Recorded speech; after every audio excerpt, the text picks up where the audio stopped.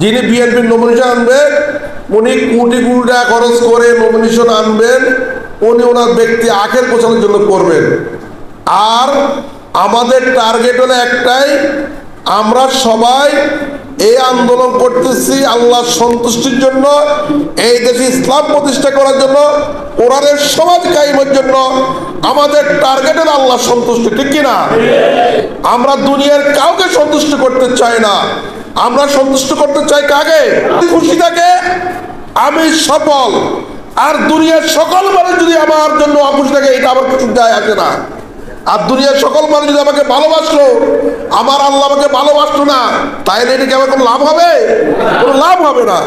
এই জন্য আমাদের সকল কাজের কেন্দ্রবিন্দু হবে আল্লাহর সন্তুষ্টি। এই জন্য প্রিয় ভাইরা, আমরা যারা আজকে এখানে আসছি, আমরা যারা জামাত ইসলামীর কর্মী, আমি মনে করি আমরা সবচেয়ে সৌভাগ্যবান, কারণ এই আন্দোলন করার সৌভাগ্য সবার হয় না। আমরা আজকে বলতে চাই, আমাদেরকে প্রার্থী ঘোষণা করা হয়েছে, আমাদের আমির জামাত বলেছে আমাদের যারা জামাতের প্রার্থী তারা কোনো ধরনের চুরি করবে না, ডাকাতি করবে না, তারা কোনো ধরনের অন্যায় কাজ করবে না, দুর্নীতি করবে না, দুর্নীতি করতে দেব না, ঠিক কিনা? এটা হলো আমাদের পক্ষ থেকে এই বক্তব্যগুলা তৃণমূল পর্যায়ে বলে দেওয়া দরকার। আমরা স্পষ্ট আমাদের যারা চেয়ারম্যান প্রার্থী আছে, ভাইস চেয়ারম্যান প্রার্থী আছে, এমনকি আমরা চ্যালেঞ্জ ছুড়ে দিচ্ছি আমাদের চেয়ারম্যান প্রার্থী, মেম্বার প্রার্থী, আমরা আশা করি এদেরকে ভোট দিলেও আমাদের কোনো দুর্নীতি হবে না। এই কথাটাকে তৃণমূল পর্যায়ে বলতে পারবো না, আমরা কোনো দুর্নীতি আমরা করবো না, কোনো দুর্নীতি করতে আমরা দেব না। আমরা এইভাবে আমাদের প্রত্যেকটা জনপদের মানুষকে আমরা বলবো, যারা জুম্মার খতিব আছেন আপনারা আপনাদের খুতবায় বলবেন। আমাদের দেশে দেখেন না, নতুন করে কিছু লোক নতুন করে আলেম সাজে ওনারা ফতুয়া দেয়, ঠিক কিনা? নতুন করে টাইটি পরা, শার্ট পরা, এরা এখন আলেম সাথে ফতুয়া দেয়, বলে যে তারপরে ইসলাম হইলো মোটামুটি সবার জন্য, ইসলামের মানুষকে মানি, ইসলামের আমরাও ইসলাম মানি, ইসলামের পক্ষে দাঁড়িয়ে পাল্লার পক্ষে কথা বলা, এটা কোত্থেকে পাইলো, বেহেশতের কথা কোত্থেকে পাইলো, এই জাতীয় মিথ্যা ফতুয়া তারা দিচ্ছে। দাঁড়িয়ে পাল্লায় ভোট দিলে বেহেশতে যাবে, আমরা কি এই জাতীয় কথা বলি? বলেন না, আমরা জাতীয় কথা বলি না।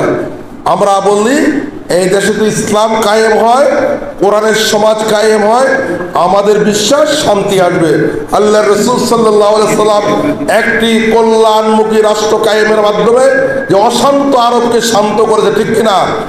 ওমর রাদিয়াল্লাহু অর্ধপিতে সুন্দরভাবে ছিল। এই জন্য আমাদের এই উপমা আমরা বলতেছি, জামাত এই দেশে আপনারা জানেন, আজকে জামাত ইসলামী যারা নেতৃত্ব আছে, আজকে জামাতে যারা নেতৃত্ব দিচ্ছে, তাদের ব্যাপারে দুর্নীতির কোনো প্রমাণ আছে বলেন? আমাদের 2 জন মন্ত্রী ছিলেন, 3টা বন্ধ দায়িত্ব পালন করেছেন, তাদের ব্যাপারে 1 পয়সার দুর্নীতি প্রমাণ করতে পারে নাই। এর চেয়ে বড় আমাদের কি থাকতে পারে? আমরা এই কথাগুলো বলিষ্ঠতার সঙ্গে বলবো আমরা। এই জন্য প্রিয় ভাইরা, আমরা বলতে চাই, তারা আজকে ইসলামের নামে বিভিন্ন ধরনের অপব্যাখ্যা দিচ্ছে। আমরা এসব অপব্যাখ্যার মানে আমাদেরকে দাঁত ভাঙা জবাব দিতে হবে। তারা বলে শরিয়া আইন মানি না, আর তুই শরিয়া আইন নামে তোর বিয়ে তো ঠিক নেই, ঠিক কিনা? হে জন্ম না, বিয়েটা কি শরিয়া আইন অনুযায়ী হয় কিনা বলেন?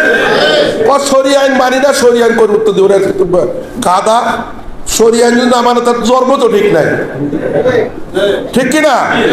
এই কথাগুলো বলিষ্ঠ বলতে হবে। আবার আরো বেয়াদব বলে আলেমদেরকে আহ্বান, মহিলাদেরকে আহ্বান করে বলে, মহিলারা তোমরা কোন আলেমের সন্তান জব পেটে নিবে না। কি আপনারা শুনে নাই? এই জন্য বলতে চাই, এই জাতীয় কথাগুলো তৃণমূল পর্যায়ে সাধারণ মানুষের কাছে বলতে হবে।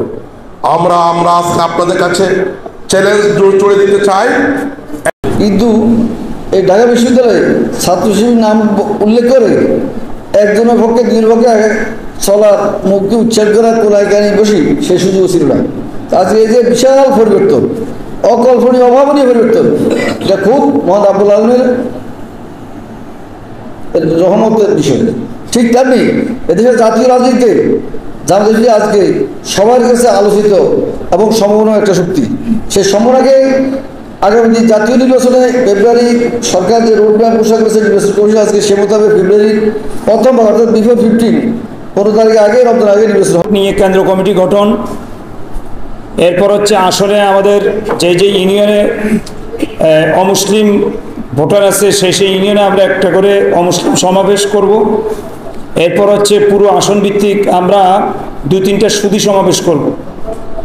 আর গুরুত্বপূর্ণ একটি বিষয় হচ্ছে আমরা যে নির্বাচনী কার্যক্রমগুলো কেন্দ্রভিত্তিক পরিচালনা করব, সেই কার্যক্রমের রিপোর্ট আমাদেরকে প্রতি মাসের 10 তারিখের মধ্যেই আমরা ইউনিয়নে পৌঁছাতে হবে।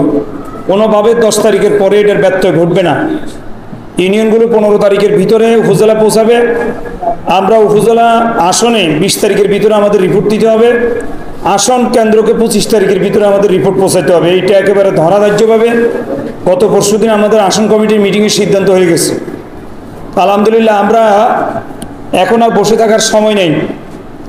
বাংলাদেশ জামাত ইসলামীর কেন্দ্রীয় নির্বাহী পরিষদের সিদ্ধান্ত মোতাবেক এখন 1 থেকে 10 নম্বর সিরিয়াল পর্যন্ত প্রায়োরিটি লিস্টের কাজ হচ্ছে নির্বাচনী কাজ। কি আমি কথা বুঝতে পারছি? ইউনিটের সাধারণ সভা হবে, সেটা নির্বাচনী প্রোগ্রাম। কোরআন তালিম হবে, সেটা নির্বাচনী প্রোগ্রাম। কর্মী বৈঠক হবে, সেটা নির্বাচনী প্রোগ্রাম।